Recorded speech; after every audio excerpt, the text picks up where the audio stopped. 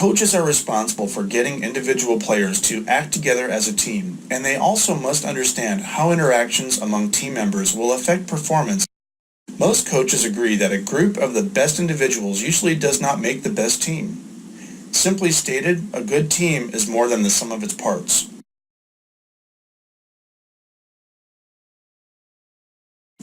How well a team works together is the key factor in the equation for success. When considering the contribution of individual skills on group performance, it appears that in sports in which more cooperation and interaction are necessary, the importance of individual ability decreases and the importance of group processes increases. There are issues that will arise for coaches to handle within group or team dynamics. One of them includes social loafing, which is the term psychologists use for the phenomenon in which individuals within a group or a team put forth less than 100% effort because of losses in motivation. Research has found that social loafing affects a wide variety of laboratory motor skills.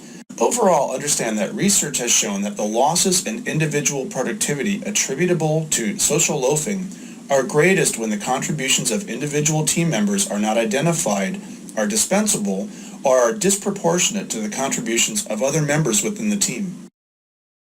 So if individual contributions to the group product are monitored directly, social loafing should be reduced, as well as times when individuals perceive that their contributions are essential to the group's productivity and success. The potential for social loafing is more likely in teams where members are far apart in skill and ability and personal involvement in the task. Each individual's unique contributions to the team should be communicated and highlighted whenever possible by the coach. When social loafing is observed, coaches should discuss this particular behavior with each player individually. Simply warning players about social loafing is not enough to prevent it from occurring. Coaches must therefore develop specific strategies to reduce the probability of social loafing occurring.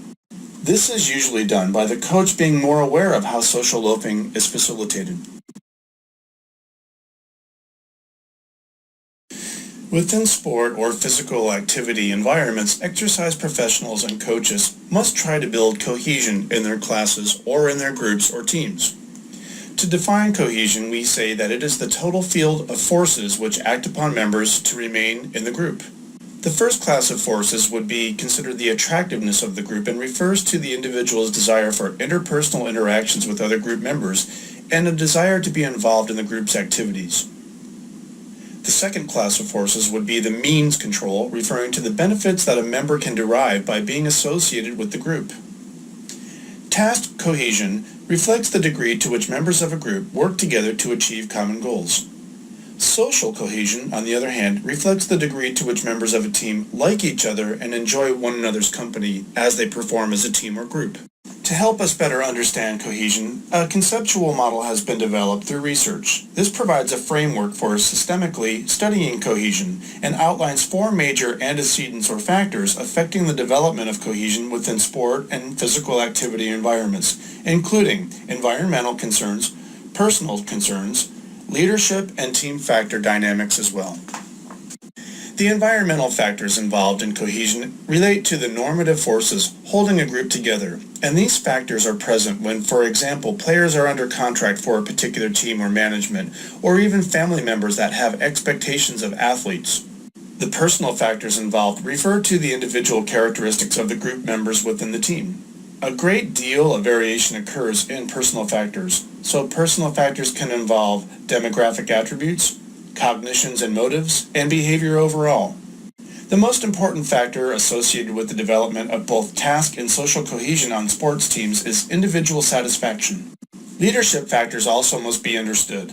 This would include the leadership style and the behaviors that professionals exhibit and the relationships that they establish within their groups. The role of leaders, or you the coach, is vital to cohesion. Being clear and consistent rather than ambiguous is always preferred in your communication style as a coach, especially when regarding team goals, team tasks, and team members' roles significantly to influence cohesion and the success of the sport and the team. Leadership factors include the leadership style and the behaviors that coaches exhibit and the relationships that they establish within their groups or teams. The role of leaders or coaches is vital to team cohesion. Specifically, clear, consistent, unambiguous communication regarding team goals, team tasks, and team member roles significantly influences cohesion. Compatibility between the coach or leader and group members is important to enhancing feelings of cohesion. Team factors refer to group task characteristics, the group productivity norms, as well as the desire for group success, group roles, group position, and team stability. Ways that coaches can measure cohesion are important. Questionnaires have been the most popular way to show or measure group cohesion, but they don't show how particular individuals relate to each other, and the sociogram is a tool that can overcome this particular limitation. A sociogram can disclose the affiliations and attraction among group members, including the presence or absence of cliques within the group, members' perceptions within the group or the team. Friendship choices within the group are also revealed when doing a sociogram. When doing this particular type of measurement, confidentiality must be ensured and honesty in responses should be encouraged. Now, based on the responses to the sociogram once it's created, a clear pattern will be revealed of the interpersonal relationships within the group or team. Studies performed report a positive relationship between cohesion and performance, with higher team cohesion linked to greater team success. One clue comes from a study showing that higher levels of cohesion may increase performance by producing higher levels of effort. However, some studies show a negative cohesion-performance relationship. The best way to understand the inconsistencies is to consider the measurement of cohesion, the characteristics of the tasks, and the direction of causality with a particular task in mind. Different types of measurement have been established in order to seek a more clear understanding or to at least consider the inconsistencies within studies showing cohesion and performance relationships. One explanation might be the task demands. And this speaks to the diversity of task demands that a sports team might face in trying to explain the confusion of cohesion and performance. Specifically, they are characterized by the nature of interactions among team members along a continuum from interactive to coactive. Interactive sports require team members to work together and coordinate their actions. Coactive sports require much less, if any, team interaction and coordination for the achievement of goals. More cohesiveness is related to better performance in both coactive and interactive sports together. So cohesion increases performance for interactive sports such as basketball, as well as coactive sports such as golf. The direction of causality refers to whether cohesion leads to performance success or performance success leading to cohesion. There are two perspectives. First, that cohesion leads to performance, and that is, cohesion measures precede performance. Or secondly, performance leads to cohesion, which more specifically means that performance measures precede cohesion. Direction of the causal relationship is difficult to establish because there are too many uncontrolled factors. But the relation between cohesion and performance tends to be more circular. Performance seems to affect later cohesion, and these changes in cohesion then affect subsequent performance. So to summarize, the relation between cohesion and performance appears to be circular, with performance success leading to increased cohesion, which then in turn leads to increased performance. Other factors associated with cohesion for the sports psychology coach include team satisfaction. Satisfaction and cohesion are highly similar except that cohesion is about groups, whereas satisfaction is an individual construct. Two different models are used to explain the relationships among cohesion, satisfaction, and performance.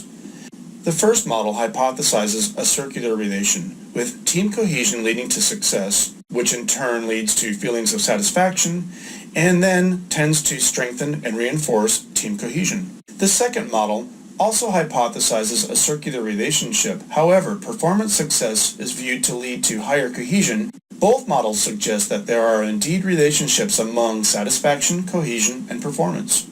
The first model suggests that cohesion directly enhances performance, whereas the second model argues that performance success leads to cohesion. In either case, building group cohesion indirectly and directly enhances performance. Highly cohesive teams demonstrate a greater conformity to the group's norms for productivity than do less cohesive groups. To better understand adherence, a number of research studies have been done to examine the relationship between it and cohesion. Some researchers have concluded that individuals in exercise classes who feel more cohesive are more likely to attend class. are more likely to arrive on time, and are less likely to drop out along the way.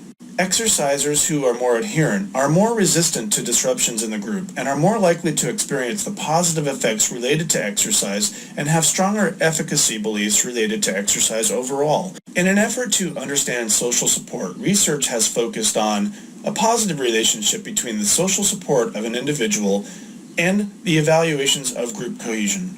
The more cohesive a group is, the greater an influence it has on individual members to conform to the group norms. Teams higher in cohesion can better resist disruptions than teams lower in cohesion. Teams that stay together longer tend to be more cohesive, which leads to improvements in performance. Coaches need to understand the importance of social support and how and when to use various types of social support to enhance group cohesion. Stability is another factor tied to group cohesion and refers to both the turnover rate for group members and to the length of time group members have been together. Research suggests that the longer a team has been together, the more likely it is that cohesion will develop and that the more cohesive team will become more successful. In group settings, goals are often set for the group as a whole.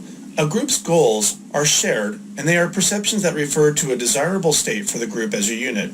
What relation is there among group goals, cohesion, and performance? Some studies have revealed the following. Members who perceived that their team engaged in group goal setting for competition had higher levels of cohesion. The higher the level of satisfaction within the team, the higher the level of team cohesion seen. Although individual group members' perceptions of cohesions tend to change during the season, cohesion is still related to team satisfaction and group goals overall. Exercise settings are really important for cohesion and understanding cohesion with adherence.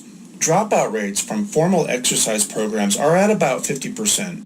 We need to be able to investigate ways to reduce this discouraging statistic. One approach has focused on cohesion. Through research, we see that those who drop out from exercise programs have less regard for their exercise class's task and social cohesion than do participants who stay with the program. Exercisers with higher feelings of cohesion tend to attend class more regularly and are more punctual than those who do not. This would suggest that cohesion is an important ingredient in exercise settings as well as in traditional sports settings. Specific strategies for implementing team-building programs have been established. Research continues to show how team-building interventions can supplement and complement what coaches already do to enhance cohesion.